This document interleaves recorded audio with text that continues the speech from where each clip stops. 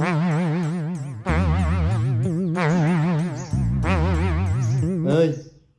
হ্যাঁ কই যাস? একটু ডেটিং আছে। ডেটিং আছে মানে কার সাথে? একটু আমার জিএফের সাথে। জিএফের সাথে মানে? আপনি সিঙ্গেল মানুষ, এটা আপনি বুঝবেন।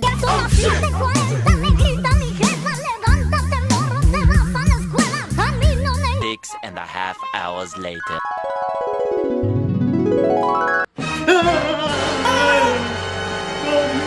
আয় আদনান ভাই, আয় আদনান।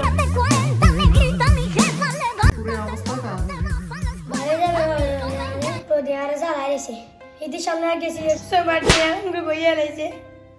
আহা দেখা হয়ে গেছে। এবার আর পাগল জানা 3:28 a.m.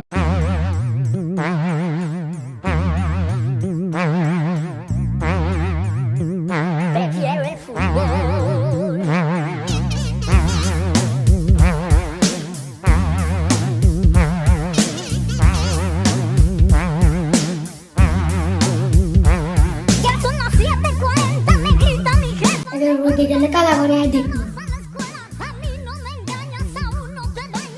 এখন আবার শুনি এর বৃষ্টি মিষ্টি আইতে পারে, সাবধানে যাস। ভাই সাথে যাই।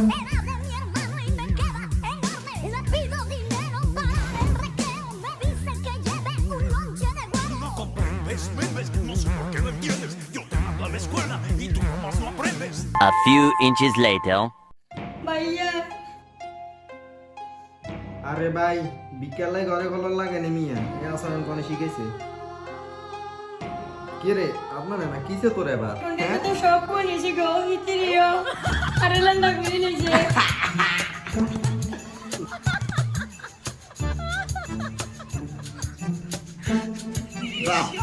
জয়তুপন কোনা গেছে ন মান কাই প্রেম করতে যা।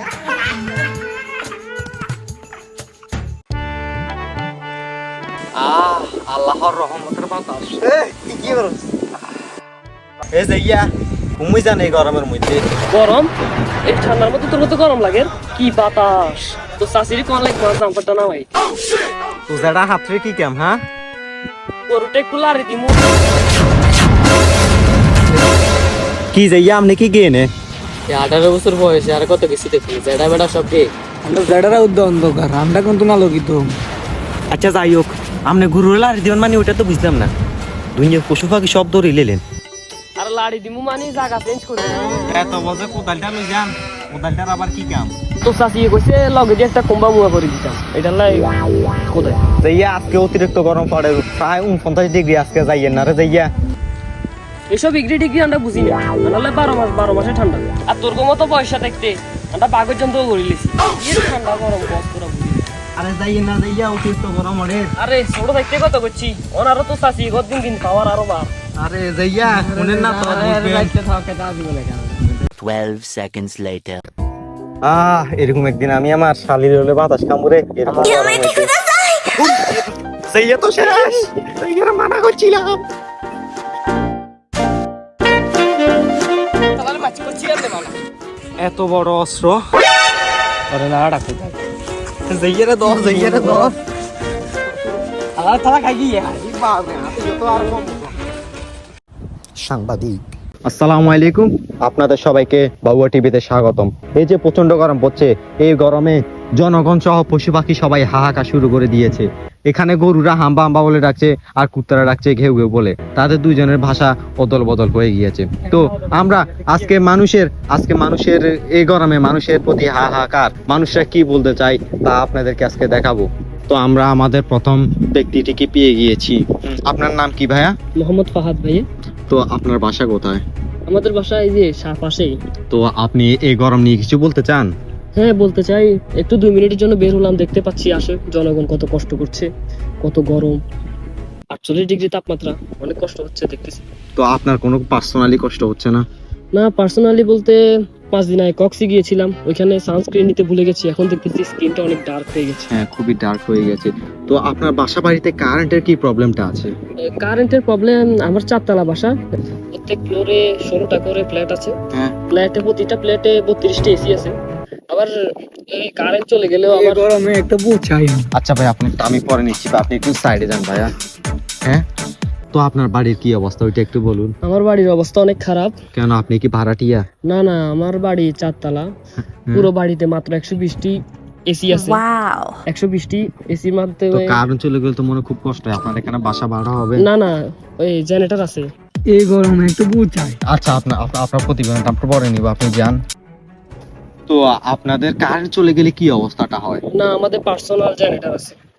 তো জেনারেটর তেল ফুরিয়ে গেলে? না, 20 লক্ষ টাকা দিয়ে আবার এরপরে যে সোলার সিস্টেম লাগাইছি। কি বলেন না বলেন। ও আচ্ছা, তাহলে আপনাদের মাস এই গরমে একটু বুঝাই আমি। ঠান্ডা পানি এনে দেওয়ার জন্য হলো একটু বুঝাই। আপনার প্রতিবেদনটা পরে নিচ্ছি আমি। বলুন ভাই, না। গরমে তো গরম জিনিসের দাম কমে যাবে কথা, কিন্তু গাঁজা খেলে কমে না।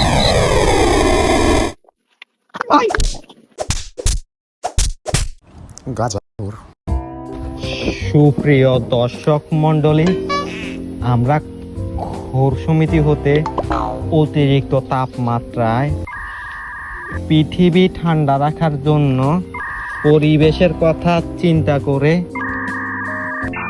গাছ রোপণ করতে যাচ্ছি। দে দে কোপ। আরে এটা কোদাল না তো বেড়া, দে গুড দে।